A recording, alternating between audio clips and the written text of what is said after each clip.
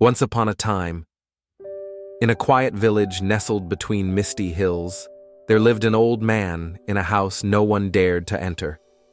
Not because he was dangerous, but because his home was said to be filled with something far more haunting: regrets. They weren't just memories. They shimmered like floating orbs, glowing softly in the dark. Each one held a whispered story, a missed opportunity, a love never confessed, a dream left behind. The villagers called him the Collector. Once in their lives, people would visit him, not to seek advice, but to answer one single question he asked every guest. "What's the one thing you wish you'd done differently?" They would whisper it, sometimes in tears, sometimes with a shaky smile. And as they spoke, the regret would leave their hearts and form into a tiny, glowing sphere, joining the quiet constellation hovering inside his home.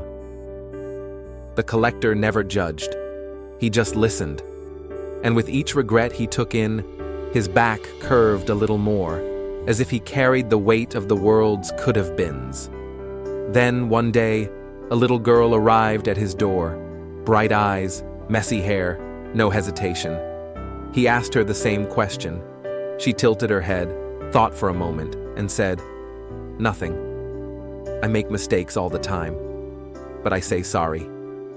I try again. That's enough, right?" The Collector froze. In all his years, he had never heard that answer. He watched her skip away, laughing at the birds, waving at the sky. That night, something strange happened. One by one, the glowing orbs in his home began to dim, not disappear, but soften, as if they, too, had heard the little girl's words.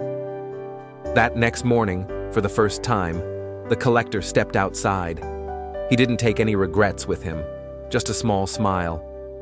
Because sometimes, all it takes is one soul brave enough to live without fear of regret, to remind the rest of us what truly matters, to try, to fall, to learn, and to live. Don't let your regrets define you.